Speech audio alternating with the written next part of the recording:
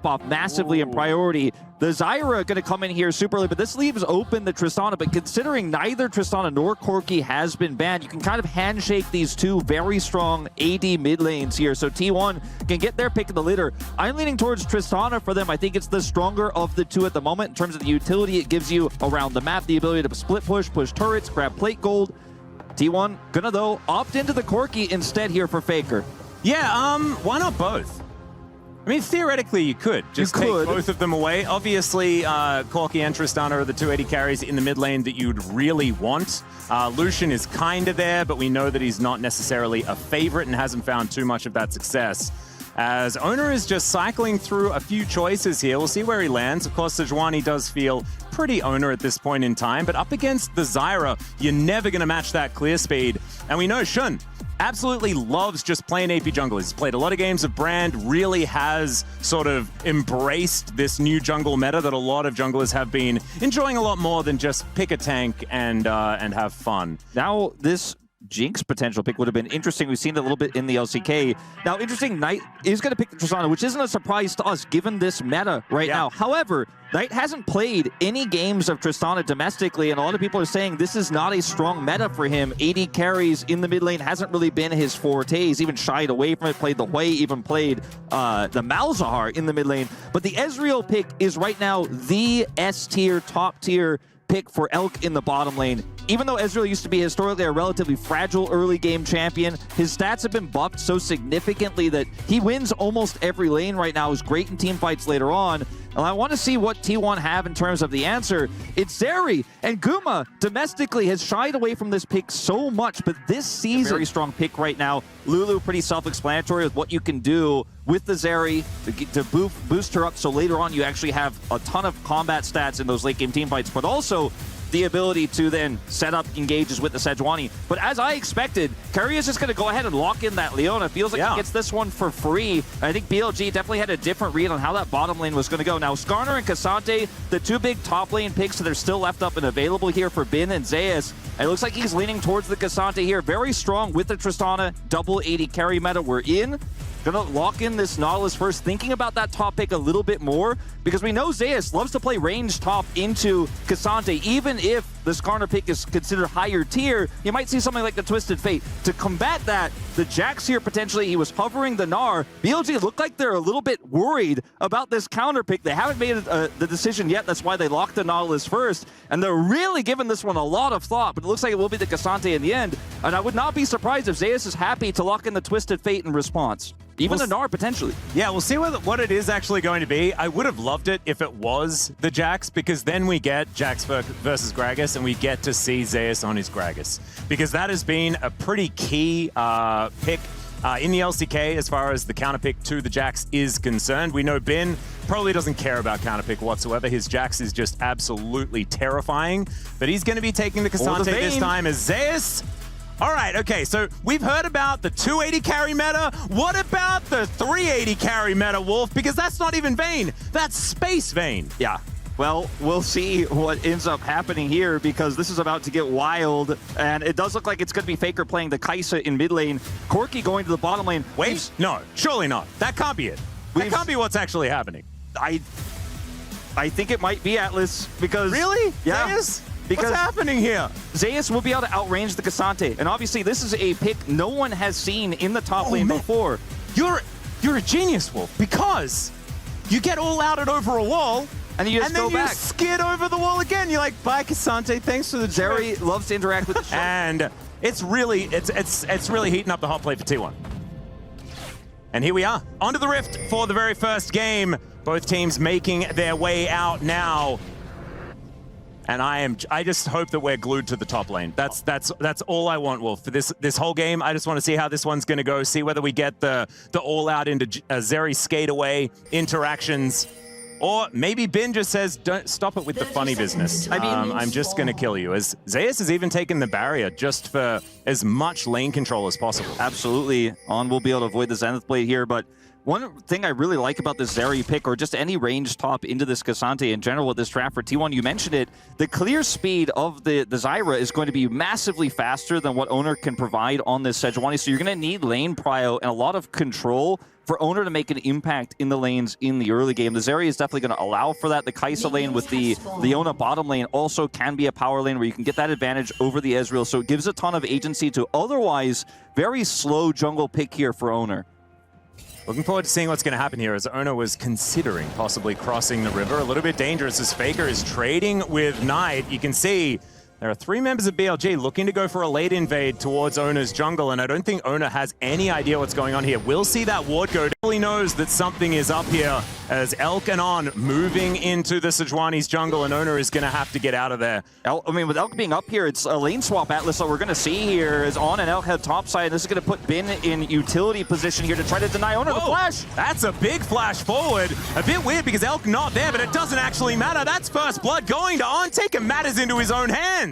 Now this is wild here to start things off. Turrets too quickly as whoa. Yeah, Carrier already taking a bit of damage here, but they're just going to claim themselves a kill as Bin possibly regretting the teleport. Of course, obviously, the K'Sante's level 4, so you don't really need to worry about it, but normally you want to stay away from walls when you're fighting a K'Sante, and what a SERIE wants to do is stay as close to walls as possible. And I think that that is still going to be the case for Zeus in this game, just because if he gets all outed, he then just has a very comfortable way of getting back out of the situation, as Extendo Beam is going to do a bit of damage here onto On. Grasping Roots not really connecting there as FAKER gets rid of Knight from that mid lane. A bit quiet in the mid lane, as it were.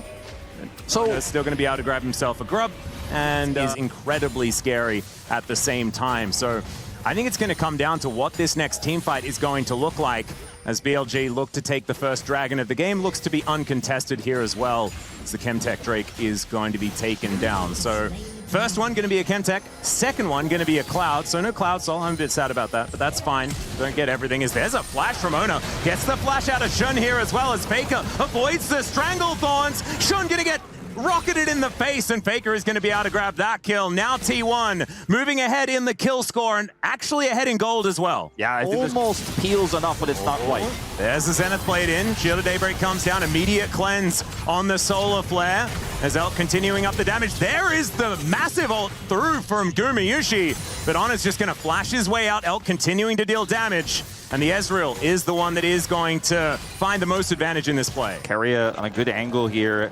Solar Flare back up. They need to respect this, and I don't think they can actually break through this choke point anymore.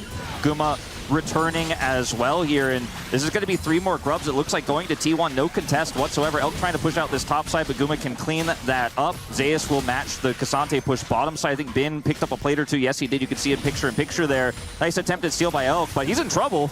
Yeah, going to be able to Arcane Shift out as Owner just Arctic Assault away. So not wanting to greed for the final grub. And so that is going to be a pretty even trade between the two. LCK. Caught in her jungle, and T1 really starting to take control now. That is potentially going to be a big problem if the Soul is relevant with Chemtech already there. Big chance. Yeah, as Zeus once again going to be ulting. Owner moving on over, as Bin's going to have to flash this time, but the Arctic Assault will still collect the knock up. And Bin, nowhere to go, no chance. And Zeus, he gets another one. And Wolf, are we getting towards certification territory? Yeah, I think I'm ready to stamp it. I mean, 2 kills to this area in the top lane. And it's a bit of a puzzling choice. I mean, Bin just greeting super hard for plates there, sticks around. They have no control over the Dragon Pit. Now they have even less, as there's wards everywhere. As they're going to try to make a topside cross map here onto FAKER. He's got Flash and Valkyrie. Yeah, Depth Charge going to start this dive up. It's a fantastic Valkyrie to get FAKER out of the way, but I don't know whether he's going to survive this one. There's the Stranglethorns, and there is the kill. As the sacrifice from Shun. Is that an execute, or was that actually a kill? I didn't actually see it. My brain didn't process it. I think it was a kill. 1 and 0, so I think it was a kill. So yeah, just a 1-for-1. That is going to be Drake going over to T1, and so probably not the worst death here for T1. Probably typing some worths in all chat, you could say. Especially considering it's an Infernal Dragon coming over here, or the Infernal. I've seen this one before, Wolf. And the value isn't as, okay, Bin pushing up, we're dashing over the wall here is Zeus. Gumayushi going to come down as well. There are too many 80 carries in this game. The Rift Herald will be taken here by BLG, but they'll have to sacrifice Bin for it. Zeus taking a fair bit of damage, but is ultimately on a killing spree at the end of it. So Rift Herald collected here by Shun. We'll see whether Bin's sacrifice is going to be in vain or not as they get to work on the top side of the map. Zeus should be able to finish off this turret. I mean, the first of the game before that Herald gets dropped. I mean, they have a 3-grub Tristana here, so they may be able to answer in return. But with Keria here, setting up a dive is going to be so tricky. They don't even commit to it. It's trying to find Ona or anybody here, but they're already caught. Yeah, Glacial Prison comes down, and once again, Shun's just going to explode. No way out, and they are picking on this extremely squishy Zyra that just seems to be overextending now in this game. Sorry. Yeah, I agree. I think that T1 have thrown the correct spanner in the works. And as we know, they do like to experiment. Sometimes it works, sometimes it doesn't. This time it's Knight that's caught in a pretty poor position, but he's Tristana. So he has Rocket Jump, which is a ludicrous ability, and he's going to get out just fine. He's probably going to miss that one, actually, as True Shot Barrage is going to sail towards Faker and Carrier, but it's not going to take out any of these minions, and Knight's not going to be able to protect his turret here, as it will go down. So Faker and Carrier getting themselves some plate gold, some turret towards the top side as BLG once again roaming up, but perhaps a little bit too late here as Carrier is going to get missed by the hook, but still, they are going to get there. The Eclipse is eating a fair bit of this, but still, Shun is going to be able to grab the kill onto the Leona. And BLG answering back, trying to take whatever they can here on the rift that is left for them. Bin taking some damage from Zeus once again, but he's just going to dash himself away. Doesn't want to mess with this area at all. Finally, the Herald maybe going to get something done here in mid lane. Still a pretty healthy turret. We'll see how much they can take out. They're all grouped. Yeah, that is going to be a bit of an interruption here as Shun is able to land the Grasping Roots onto Ona. He's going to flash, gets himself out of there as Faker teleporting right into the thick of things. Zeus is turned up as well, and Faker kind of frontlining on this one, taking Mystic Shots. True Shot Barrage is going to get flashed by Faker, and that is a good amount of respect. That thing does so much damage. Great usage of the Herald here to set up for the Dragon. Faker, unfortunately, basically tanking all of that aggro to save the turret there. Isn't going to be able to make an impact. Did back. Of course, doesn't have TP anymore. Flash now down, and BLG will be able to take this one away. A great play. And it's all set up. Oh, whoa, that's a flash. Gumayushi going to have to flash in response as well as Carrier. Just a little bit late to the play, and that is going to be out of turret in mid lane as well as that Dragon. And BLG fighting back brilliantly, also getting some space here on the bottom side, and it feels like the tempo has shifted so quickly in favor of BLG off the back of that Herald play. Here, it's going to allow them to take out their third turret of the game here. And I gotta say, BLG from a pretty massive deficit have used this teleport, and T1 just aren't able to skirt around. And this buys enough time now for the Dragon start for BLG. So Tristana, another power of Tristana, she can do Dragons very quickly with this Zyra. T1 will clear vision, but they don't have the speed to trade this. So they're unfortunately just gonna have to give the Dragon up. But it's just been mid-prio that T1 has been so far behind on. You can really feel the weight of the lack of teleport here for Zeus in this game. No, I agree. I actually think that it's starting to become a little bit of a worry. The apprehension follow-up, unless they can create some plasma here for Gumayushi to react to. There is a snare, and the Void Seeker not going to connect. Hook as the re-engage does come in. Glacial Prison is decent, but the shutdown onto Zeus immediately, and BLG, they might use this to start off the Baron. At least Elk, that's what he's decided he wants to do. Still, Void Seeker is going to make it seem like it may not be the best decision to make, and BLG looking for a turn instead. More poke coming through here as the more you hit, the more you can throw. Gumayushi still just firing them out willy-nilly. Still, Beam going to hit him pretty hard in this moment here, but he's got the Warmog, so not going to feel too bad about that. You know, meanwhile, Elk continuing to control this mid lane, out-pushing the Kai'Sa consistently as he just offers more and more poke. Even with True Shot Barrage, you can see these Qs really stacking up. Yeah, well, another Glacial Prison goes down here as Faker just going to grab that kill onto On, and as we praise him, we cast a curse him. And he is going to be taken out there. So one killed on the side of T1 into one killed on the side of BLG. BLG weren't able to push the envelope too far after their last pick. We'll see what T1 can do with theirs. It's such a neutral fight here over Baron Vision. It just continues to rotate. And one pick. As T1, you can see, positioned to try and take this one down, and they're going to be fighting for the death for this one. As let's see who's going to be able to take it here. Shun taking some poke damage, and these Void Seekers also starting to do a fair bit as well. The rotation around from the Zeri, but the Dragon is down very, very low. There's a Killer Instinct. They take down the jungler, but can they win the fight is the question. That's the Dragon secured for T1. Carrier is just taking Bin for a ride, and the rest of BLG are just melting. Now the top lane is going to do battle. Yeah, Bin's going to win those as he walks into melee range of the K'Sante. Casante. Still, it's going to be a one-team fight, and still T1 are going to look towards this Baron. Yeah, T1, they win more than just the Dragon. They'll get that Baron. You know, you lose a support, you lose a pseudo top laner in Zeus' Zeri. It doesn't matter, though. T1 have the damage to rush this Baron down. There's no one left really to contest. Only Bin stands on. Yeah, we'll be taking down some of these wards around the map. Shun gonna get slowed down. There's a Glacial Prison as well. Special delivery of Gumayushi with the Killer Instinct, and there goes the Zyra.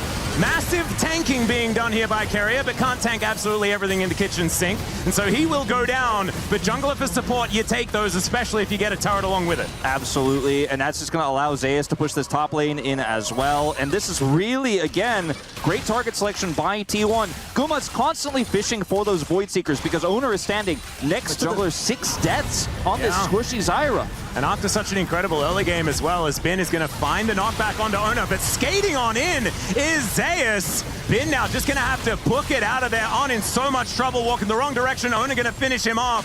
And T1, they're starting to knock them down now, starting to get a feel for how this game is moving closer and closer to a victory for them. And they'll push this wave towards the inner turret and really expose BLG's side of the map now. Yeah, let's see if they can actually grab this inhibitor with the last 30 seconds of the Baron. They really want this. Yep, Solo going to set up for the Zenith Blade. It's a decent Stranglethorns, but he's still going to go down. The follow-up just not going to be there. Another Glacial Prison, great buffer there from the Tristana, but Knight not able to offer any damage back, and that's going to be base broken by T1. I think they want more. Yeah, they ain't stopping here. There is still 15 seconds on this Baron buff. They're going to take at least one of these Nexus turrets as the minions are starting to run out.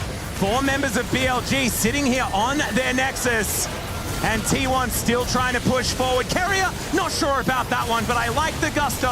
Has been in a whole host of trouble. Faker taking matters into his own hands, but not enough damage to kill the Casante just yet. Turret shots just raining down as Elk landing these pot shots and starting to make these health bars look a little bit lower. Oh, the teleport flank from Bin. Big old flank from Bin as he dives in towards Owner. I don't think Owner's too worried. The all-out does come through. If they kill the Sejuani, it may not necessarily be end of the world. 53 seconds. Teleport on Faker. They're just going to opt to give this up. And I can't blame them for the choice. They have mid control with the inhibitor down. They can maybe grab a second one. That's the goal here if they can get it down quickly enough. But I think trying to walk head first into that BLG composition without prio was just not going to be a successful strategy. Wraparound ult here could slide in.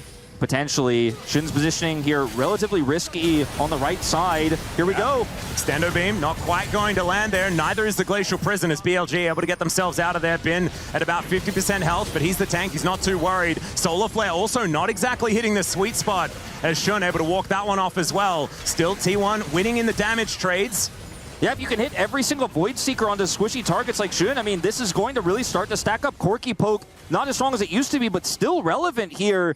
As T1, I mean, the weight of the wallets, you could really feel it. Shun just trying to back away. Around, and T1, it's another team fight, and this one could be the end of the game. Looks likely they're going to push down mid here. You see Zeus pushing top side, but he doesn't necessarily need to. He could just rush to join his teammates. They've got the clear here. Only one Nexus turret stands between T1 and winning the first game of the World Cup. That's a big old flash forward as Knight's going to get slowed down. There's the Glacial Prison. Set him up and you knock him down. Carrier and Owner with some great initiation in this game. And there goes the first Nexus of the EWC League of Legends. T1 going to claim it. And BLG going to need to win the next one to stay in it. What a game. Will once again be gone. Where do T1 take us is the big question right now here in this first pick. Could just be a safe Tristana lock-in. Skarner, we haven't seen just yet. Is laning taking a big hit with some of the stat stick nerfs we saw from him or on him on this patch. It'll be the Senna that's left open as well. And you know, the tax of taking away the Faker Azir, right, the Guma Sejuani, you can't give Rumble over, is that this is a Senna lane that we have seen T1 dominate with so many different supports. I mean, this is T1's bread and butter. I mean, it's also BLG's bread and butter, so they know exactly what this is capable of. The Corki going to go into Knight's hands. I think when it comes to the tier list of, you know, Knight being comfortable on 80 carries in the mid lane, this is definitely his best. even on the Cork, he hasn't necessarily had standout games. He's had some pretty standout KDAs, and they still have a gigantic win rate with him piloting the little plane. So looking forward to seeing what can happen here as another Yordle being considered. The Tristana here for FAKER taking the other side of the matchup. We saw the mid lane. It was a bit of a wash, right? Yeah. It's not like, oh, I'm going to take the other side of the matchup and I'm going to beat you in it this time as well. It was more of a wash. It was more about how these team fights were played out as the game went on. And so a lot of power picks here going to be picked up. The Nidalee, I think, is pretty self-explanatory in this draft. And if you were going to get your pick of the litter for AP junglers with double AD carry, these were the picks we were always going to see. Tristana, Nidalee with that Senna. We haven't really seen T1 do too much AP jungling, especially when you compare Owner to Shun, who's played almost exclusively AP junglers in the LPL. Now, his highest played is the Brand, his most played jungle champion of the LPL season. And it looks like they want to lock that one away before it can be banned here. A lot of stuff to talk about with how Brand interacts in early skirmishes, his damage output. Target this towards the Twisted Fate, and you know, K'Sante is available for BLG to just take away themselves instead. I think it's very interesting that it's the Twisted Fate ban instead of the Ezreal ban. Because Ezreal pretty obviously an option for Elk to pick up. Of course, did spend a little bit of time hovering some other options. But, Smolder. Yeah, fiery theme. You do like that. But I'm hoping that he just goes back to the Ezreal. Never mind, it's going to be the Ziggs. Thankfully, we have Orcs waiting in the studio to break this one down. Of course, as far as Valdanalist picks as well. I mean, they love the Ziggs mains. That means that we know exactly what the segment's going to be after this game. Well, the answer here for T1 I'm really curious about, because Ziggs can push any support incredibly well. Oh, Maokai's still up? Still up. You know, relatively lower prio, it seems like, from whisperings we've been hearing on this patch, but it's going to be played, of course, in the support position in this game. And now will be Zeus's blind jungle, or top pick, excuse me, here. Twisted Fate was banned, so we could just go the K'Sante route here and be a front line for the double AD carry. They've got great setup for the spears as well, but he's going to opt into Bin with the Aatrox blind. The bravery of this man. Like Bin can just go for the Camille matchup, or he can go for the Gnar matchup. Of course, Gnar really, like, I mean, we've seen this for so many years, right? Aatrox into Gnar. It's not going to be that, though. Of course, he's going to pick Camille. He has to pick Camille, because this has been, and if I was a T1 fan, I'd be very, very scared of what's going to happen on that top side of the map, because, of course, the setup for Owner isn't exactly targeted, right? Yeah. From the Aatrox. You do have some knockups, you do have some ways to try and get Owner in there, but Bin can be so tricky on this Camille. We know exactly how well he pilots this champion. My concern with the Camille pick in this draft, though, is going to be the Maokai. The ability to lock this Camille down with the ultimate, prevent her from flanking, prevent her from finding those engage angles. Senna, very immobile. Nidalee, to a certain extent, can also be punished if she's caught by a flanking Camille. But a fun one. This is going to be really exciting as we dive onto Summoner's Rift once again here for game number 2. It is do or die for BLG. Remember, this is single elimination. This is, like, so incredibly fast, and everything can be taken away at a moment's notice. Any hesitation, and you could be absolutely punished. And remember, the prize money is just doubled every time you win. And so it is absolutely gigantic. If T1 are able to win this, then they move into the semifinals. Look to await their next opposition. BLG, there are 2 games that they have to win if they want to keep their hopes alive for putting their frame on the totem. 2 for 2 for Owner Spears, by the way. Oh, there we go. That's the start you want to see. As, well, I mean, 2 out of 3 ain't bad. As FAKER is just going to jump on top of Shun. Shun may have to flash extraordinarily early in this game, and he does so. FAKER still looking for a little bit more, but a Brand without flash, that is very, very scary for BLG. Already squishy, already so vulnerable. No pot on this Brand either, and it's going to be able to regen with a little bit of the changes to the jungle pets and how you can get your health back quickly even if you are chunked down. But the lack of the flash, as you mentioned, is the real big one here.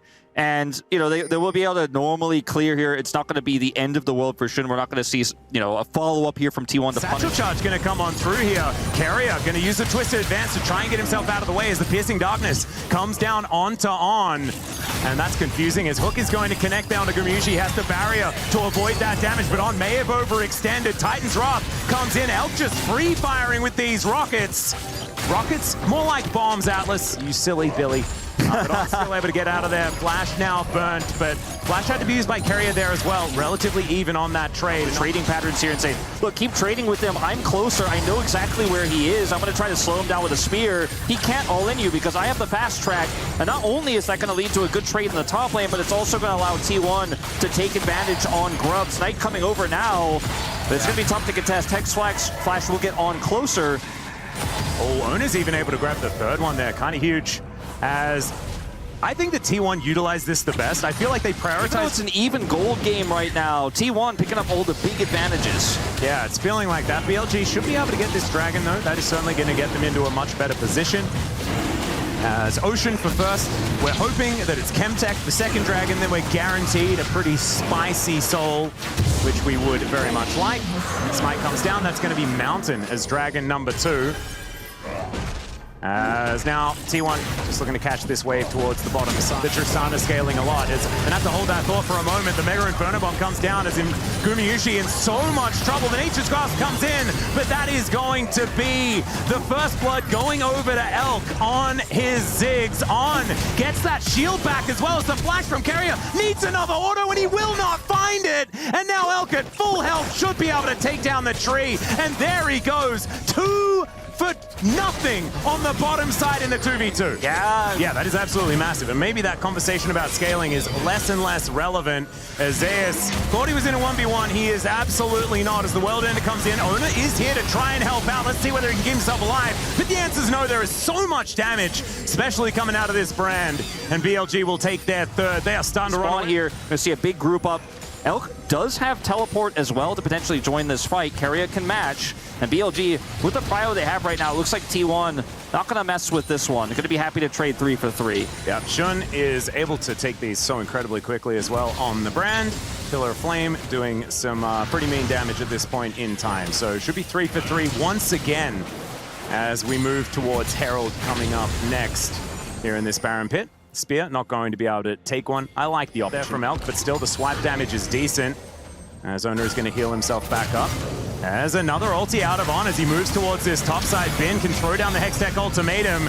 And now Zeus nowhere to go. Finds the sweet spot. It was decent. World Ender is doing a fair bit of work, but On still able to tank that turret shot, and he will be A-OK. Meanwhile, here on the bottom side, Shun is going to be punished. Owner almost taken down there.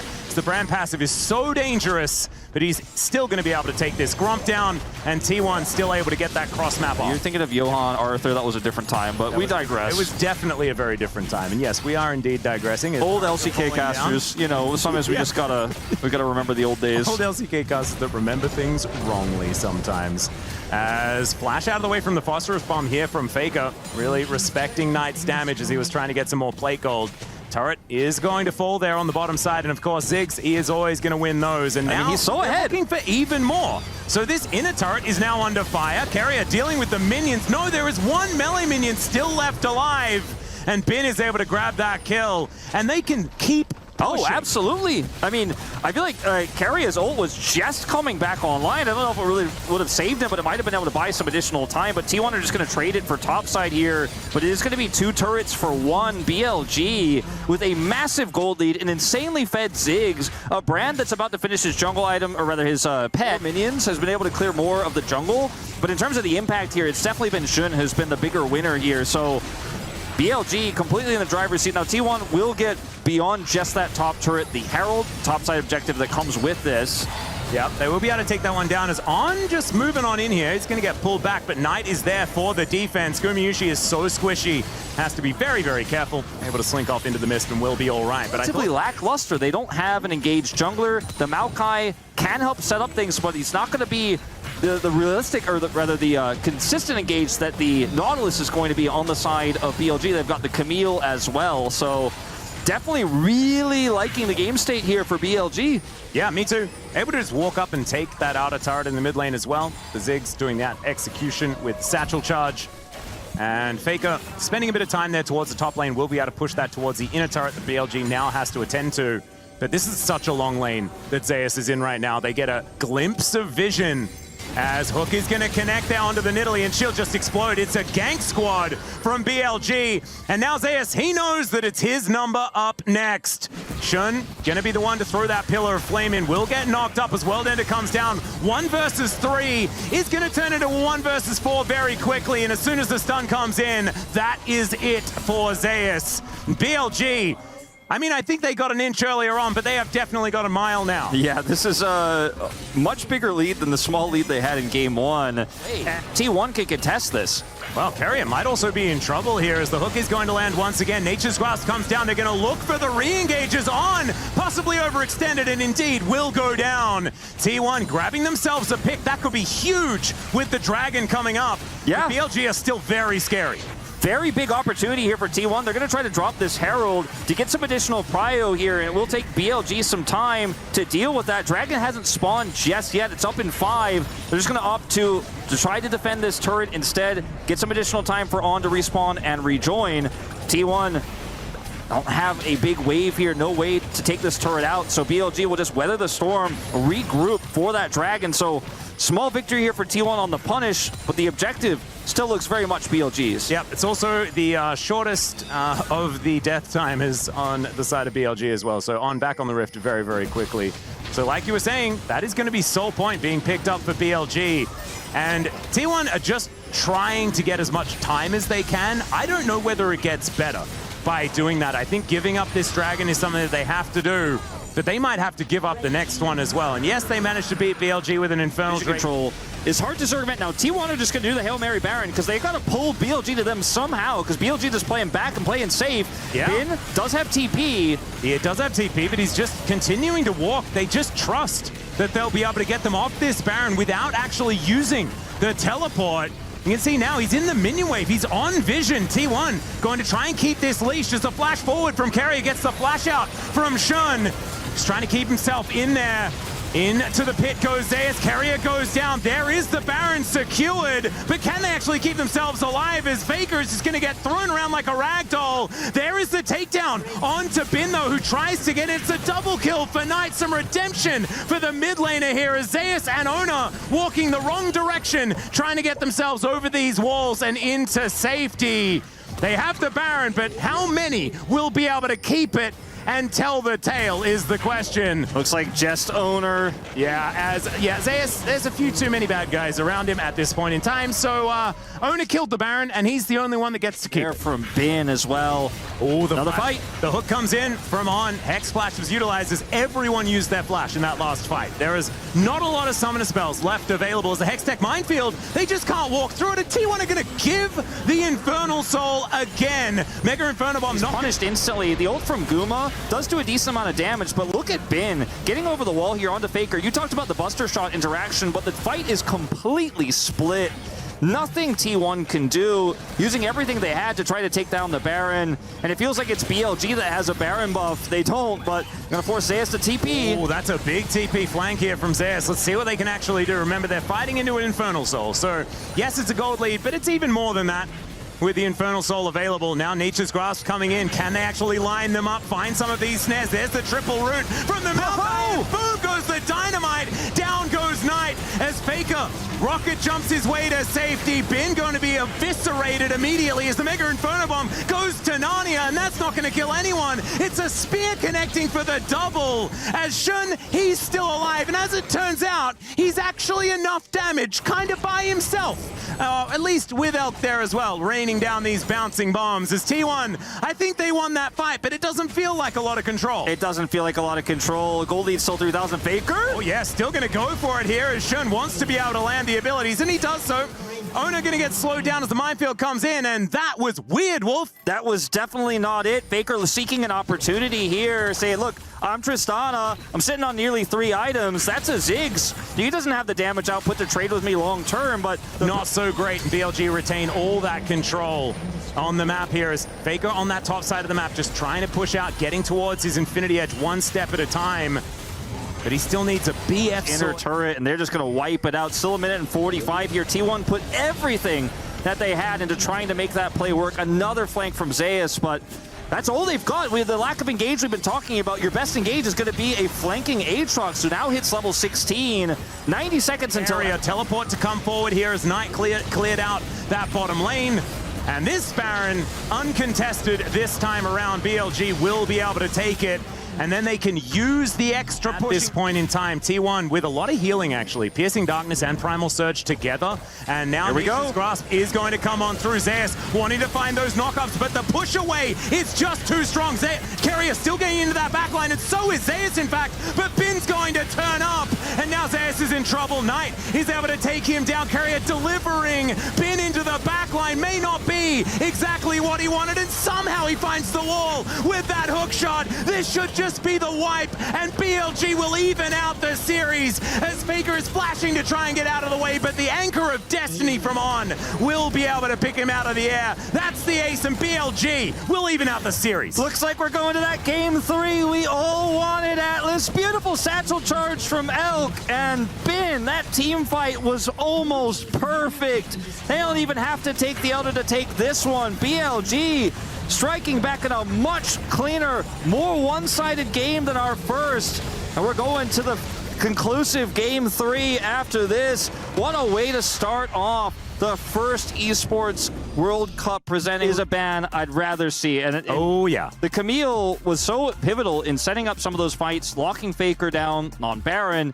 And there's once again going to be Knight going over to the Corki. Let's see what T1 have in mind this time around. I think the Tristana obviously is a given, but this time, as you mentioned, Owner won't be able to go back to the Sejuani. Looks like they're going to take the Zyra away themselves here from Xun. Yeah, that's actually a big one. Owner hasn't really been much on the Zyra hype train, but it has certainly been picking up steam in the LCK, so obviously has been putting a fair bit of time into it.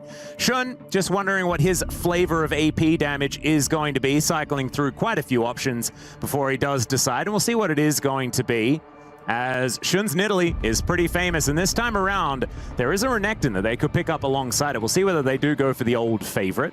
Yeah, that's definitely a strong pick they could go for here. Would just have their top side locked up and make the rest of the draft pretty simple to execute on.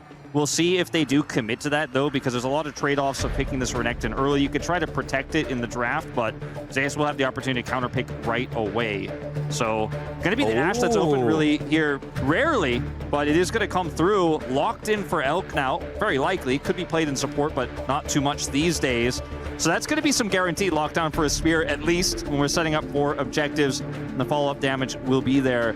I like it. I also think that that adds to the amount of setup available as far as this Nidalee is concerned. So gives you another avenue with the Enchanted Crystal Arrow coming on through there. Then you can easily land your spears and get in amongst it. The Ezreal pick, I feel, is still quite strong in this position. Oh, Jhin. Jhin exists here to take out this Jhin. You do kind of have to pay that tax. The Cassante, though, the safest pick we could have seen, ends up being banned right away. So, ooh, Big Bad Brad. Okay, well, this is a classic. The Jhin Bard bottom lane. I like this more than Jhin Yuumi Wolf. Yeah, I do too, but it is still, you know, giving you a little bit of feeling of, will this work out in theory? You can set up the Zyra so incredibly well with Bard, and there's so many cool angles you can take with a magical journey to get her into a flank. The Rakan felt like it was going to be pretty obvious considering they'd banned the Leona. Nautilus is already taken away, and they took Cassante instead of going for another support ban, so that one felt pretty easy, and it's very strong into Jhin. And this feels pretty safe here, going for Jax. You already have setup for the Jax. You can follow up Counter-Strike. You've got the arrow. You've got the Rakan ult. Great to set up Nidalee as well in the top lane. So it's also safe into Twisted Fate, for example, that we've seen Zeus play so many times. The Jace could be a really cool callback. It needs to be Gragas, Wolf. It needs to. It has to be Gragas, right? I mean, he's hovering a G champion here in Gangplank, so pretty decent chance, but that's the safest pick he could have in this. Suits the damage profile as well. The double 80 carry. Sure, you've got an AP jungle, but Gragas is so safe, but he's really hovering this GP. Yeah, just keeping his eye on it. Na is not a G champion, even though it starts with G in the English language, so he's going to skip all the way over there. So it's going to be Na locked in. Definitely one of Zeus's best champions, was his debut champion, in fact, when he started on T1. So going to be taking that against the Jax this time around. I personally am a little bit Gragas biased as far as how well it does in the Jax matchup. but we know that Bin doesn't really care what the matchup is. He's just really, really good at Jax. I was a T1 predictor. I was one of the ones who said I think it's 55-45. I think that their current form, even though they had that shaky loss domestically to KT Rolster right before flying over, I thought, okay, BLG looking a little bit rough around the edges. Knight in AD mids, not as dominant as he otherwise has been. But I look at this draft in-game. Time for us to get onto the Rift for the third game of this series. One team will be heading towards the semifinals, and one team will be going home. Not empty-handed. The hands are not going to be as full as their opponent, and their keys will be crushed as well. Part that I'm very much looking forward to. We'll see it's who's going to suffer and who is going to be victorious here in this game. As once again, of course, the LPL has been playing with the Fearless draft, so they're not used to seeing Tristana versus Corki every single game. Only generally in the first game, Wolf, That's right. is when that one comes out. But now we get treated to it every single game. We'll see who's going to be able to take it this side. Of course, I think in other series, we will see this matchup actually get looked at, but I think there's just a lot to ban between T1 and BLG. As FAKER going to spot on, the bone plating will be taken down here as, all right, FAKER going to get slowed down, does have to skill the rocket jump once again as Keria now going to be the one in trouble, and he's going to have to heal. This is the power of Ashe Rakan at level 1. If FAKER's got to take W, Keria's got to heal. FAKER greeting a little bit there as well. Really did not want to lock in that rocket jump, was playing with fire, but ultimately takes the damage and then locks it in. So not only does he have to start it, which again isn't horrible, we saw him manage it earlier on in this series, but takes the damage there as well. So Knight can push aggressively. FAKER? Yeah, actually diving on in, trying to make sure that he's able to trade back with Knight, but still has to sacrifice a lot of his health bar, as we can see. Still just going to be farming. We do see this a lot in this matchup, but Knight really starting to utilize. Only big deny there, as he just doesn't get the advantages he was looking for on that play. Now we're going to fight for grubs.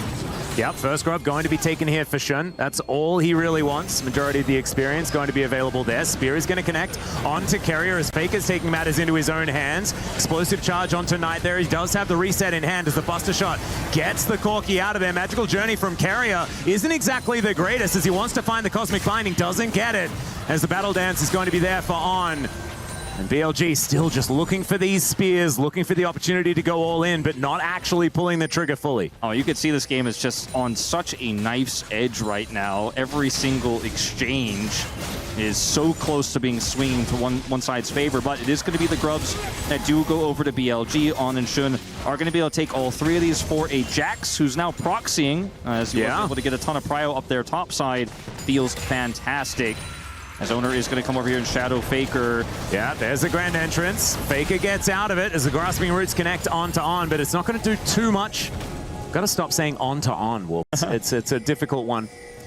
As now, a little bit of a look towards the Dragon as the Flash Cosmic Binding's going to connect. Gumayushi trying to hold him in place, and now the curtains have been called. Shun going to get slowed down there as On. He's his big target. Fourth bullet is going to connect as the arrow sails by. It looks fantastic, doesn't do a whole lot. As T1 also not able to grab their prize as well, but they'll get themselves a Rift Scuttler, and that's at least something. Crazy. We've seen it have ridiculous performances, as speaking of which, now it's Zeus that could be in trouble. Gets the double hop as Shun still looking for it. Gets the smite off, and still Zeus going to have to flash to get out of the way. All right, they're going for a dive. They're going to be able to get that first blood, and Bin was capable of tanking up the turret, and if in doubt, just brute force it, Wolf. I mean, classic Bin Shun. Who cares? It's an R under turret. Got the Counter-Strike set if you buy enough time, and Shun has the damage output. Just with Faded Ashes alone, they get it done, and Zeus down a flash, killed here, but man, the game state here is rough. Ooh.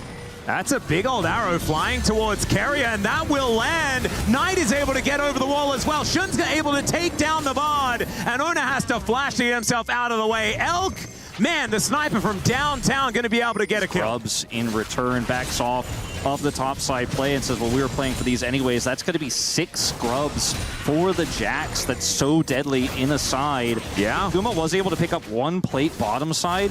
That's all T1 were able to get otherwise here, though. FAKER level advantage. Yeah, and Knight, not a whole lot of mana to his name here as well, as the explosive charge will go off. A lot of value there given to T1. with Flash and Cleanse both now being down for the 80 carry. Spear is going to connect though as Shun dives forward, looks for the bounce. Good flash from Carrier, gets him off to the side, but the Grand Entrance comes in alongside the quickness onto the Mini-Gnar. Swipe not connecting though, and BLG not able to make that play work, but they still get rewarded with this free time in the top lane. Free time in the top lane, turret plate's going over. Guma rotates mid to try to cover mid. Guess who's bottom lane with 6 scrubs? It's Ben, I just mentioned it earlier, so he's going to put some pressure there. He has teleport, so it's really difficult for T1 to try to make a rotational punish play here on this topside turret take for BLG. They're getting plates here topside, nearly get the turret. Plates fade here, so Ben doesn't get that much gold, but given enough time with this turret, with the Void Grubs coming out, looks like he's just going to take the whole damn thing. And Atlas, this is such a fantastic early game for BLG. And it's just down completely as Faker going in, looking for Knight, who gets into the brush very nicely, and the Gatling gun really working out. Buster shot going to be used, and there's the flash forward. It's just too easy here for the golden left hand, and the turret going to go down as well. Icing on the cake for BLG. Clearly no mouse issues there. Faker making a missed call. And Gumayushi also able to play with the Fog of War, but the ward goes into the brush. Now On looking to come in. Now the curtains have been called. Can they actually lock down any kills here as the Tempered Fate goes wide? The plants also not really helping out, as now On kind of looking to turn it here by the looks of things. T1 looking a little frazzled here in game number 3. Yeah, I mean, so desperate here in this final game. Good footwork there from On and Elk to avoid everything. Tempered Fate does miss. Now Zeus is able to get the turret bottom side, so they are going to come up with one big win here on the map, but this mid turret's going to go down in exchange, and potentially more here. Shun also taking away some of these camps here, taking the Raptor camp away, setting up more deep vid. And that's been halved as well. It was to the tune of about 20 CS. Now that is starting to evaporate, and now Zeus is under fire. On is going to get over that wall, finds the hop. Grand Entrance doesn't quite get in there, but the quickness is still going to charm him, and there is the counter-strike. Ben going to be able to take down his opposite number. 101 now on the Jax, and that was the strong point. Move back into their jungle. And Kerry actually looking for Elk here. They just have 2 kills to Guma. The snipe coming out. We're not done yet. Oh, Carrier finds a meep slap as Shun, he has to flash. Deadly Flourish, too scary, coming through the floor. And T1, they're going to augment this with an outer turret take as well. Suddenly the map is all opened up. Kills, turret going down, and BLG trickle into the waiting arms of T1. Trigger relatively soon as Spear's not quite connecting onto that Gnar, and you can see BLG, they're not wanting to do anything until there's a mini Gnar once again, and now it comes through. The Dragon going to be picked up. On in actually a lot of trouble as the curtains have been called. On just going to be sniped. No one was there to protect him, and now Elk is going to get slowed down. Shun is here with the rest of the team, but Bin is nowhere in sight. Everyone's a squishy, and there's a Deadly Flourish onto the Nidalee. Now the teleport's coming in. Bin's going to be able to join the other 3. The BLG are getting closed in on, and this is not there. We're doing a little bit of mechanics testing here, limit testing, and we're getting deep into these fights. There's a nice try there, but it's not enough from Faker. Root here on tonight. The turret will still fall. So on the line, the first one for T1 for this series. Faker can burn this down so quickly. Raptors don't get angry at Elk, but he is still running the wrong direction. And I think this hunting party from T1 will be able to take down their prize. Unless, well, Magical Journey does come on through. Volley from the brush gives away his position, and Elk is buying a lot of time. They're not losing any time here in the mid lane, though. T1 just pushing it down right away, just taking this inhibitor. Elk buying a lot of time. Yeah, it's going to be there, and Ona gets the kill. I mean, it's just going to delay his respawn ultimately here because T1's still going to grab this inhibitor. There's no Baron to take, so they don't delay anything like that. As On's looking for a punish here, but T1 super measured in there. That happen as the double kill comes in, as the Stranglethorns come down. There is the ace, and T1 will keep themselves alive here at EWC. And unfortunately, the keys for BLG not looking like they are going to survive. I think it's going to be hydraulic press for them. T1 in a 30-minute game, an impressive comeback here, and the one that matters the most, keeping their hopes alive in this tournament. They didn't make it easy. That certainly did not give the fans hope in the early part of this third game. Game 2 was rough. Game 1, they almost lost control, but what a fantastic series to start off each